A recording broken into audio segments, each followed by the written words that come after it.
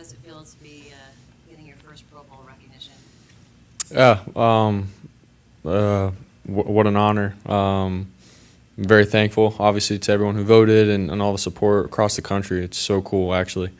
And for all my teammates, too, for them to be recognized. It's sweet. We got a special team, special unit of guys, and but to be listed up there with them, man, what an honor. So, yeah, very thankful for it.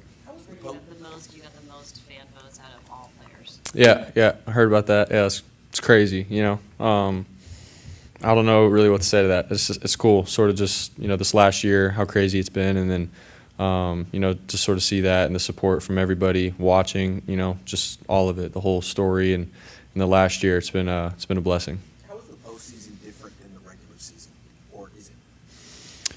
Yeah, I mean, I just feel like you get everybody's best ball, everybody's in tune to, what they need to do at a high level, and every drive, every play, really matters. Obviously, that should be the case for the regular season, but postseason, last year I feel like I felt that. I feel like, even our first game against the Seahawks, it's like, man, we're getting their best shot. It's a close game all the way up in the first half, and then the Dallas game, it's close. Every possession matters. Not turning the ball over, like all the little things matter, and so I just feel like the intensity is just cranked up a little bit more. Regular season, that should be the case, but sometimes, things happen and you can lose a couple games and still make it to where you need to be. But postseason, there's very little room for error. So obviously, you're gonna do whatever the coach says and go along with the program. Is there a small part of you that's thinking, there's a football game going on this Sunday and I'm not playing at it? Yeah, a little bit.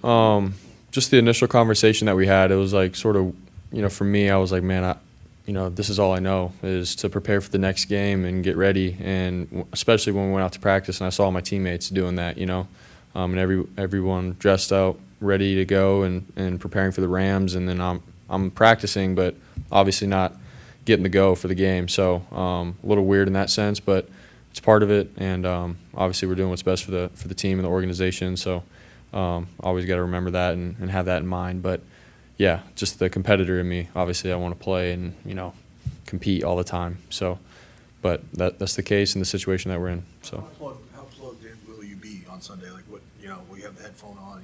Communicate with Sam. Like, what will be kind of your MO, or what are you planning to do? Yeah, just be in tune with the play calls and everything. This week I've still gone about my process and stuff with the install with the plays and everything, and I'm gonna do my part to help out Sam and what I'm seeing on the sideline, just like what he's done all year for me. And so, I'll have the headset on and listening to all the plays and stuff, and still going through my process in terms of, if I was out there, what would I be doing, and how I'm seeing the game and stuff, and try to help out Sam as best as I can. So that's what I'll be doing. What are some of the things that you've learned from Sam this year, whether it's during a game or in meetings or in practices, that stand out? Yeah, a lot. Obviously, he's been a guy who has been here in this league for, I think it's his 6th year now, and just the process, the routine, how to study, what he's seeing with concepts and how he's ran things before. He's been able to pour into me and help me out with that, and in meetings, sort of just remind me of little things within plays, and especially before we get up, before the game starts, the night before we go through all the plays, Brandon, and I. And he just does a great job with just the little things within the plays of, hey, reminder on this play, this is where we're going with this or that. And he brings out these little things that are huge for me as a quarterback. And then obviously on the sideline and stuff, he's bringing up just good things, tendencies that he's seen on film that they could possibly do during the game and to not forget about. So he's done a tremendous job. And he's a very selfless guy. He puts the team first, and he's for the room, not just about himself or anything. Like, that dude is for the room and for this organization. So very thankful to have him. In between drives, did you have a set routine? I see you talking sometimes to Sam, sometimes to Greasy. Is that kind of just something that you try to do in between each drive to check in and recalibrate? 100%, yeah. Usually it's, to start off, it's Greasy with what he's seeing and what we're trying to do.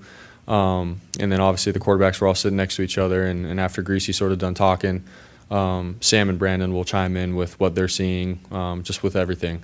sort of the mindset and stuff, and they're real about what's going on, what the situation is, and where I should be. And they sort of just, again, they remind me of things with what I can do, because they've played the position, they've been in those moments. So it's been sweet having them with me, and continue to go with them. So.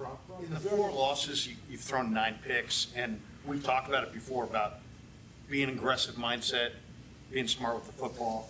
How do you lock yourself into that mindset of stay aggressive but take care of the ball?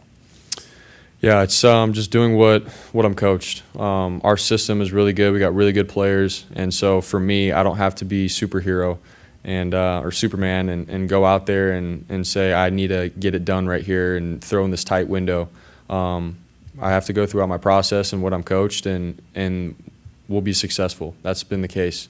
And the times where I've been too aggressive with things and stuff, we've gotten in trouble, turned the ball over, and then obviously those games we've come down to losing some of them. So that's something that I have to obviously always have in my mind. But at the same time, when I see something and I'm confident about it, I'm gonna let it rip. So I think that's sort of the fine line of it. But playing within the system and how I'm coached is always good enough here. So.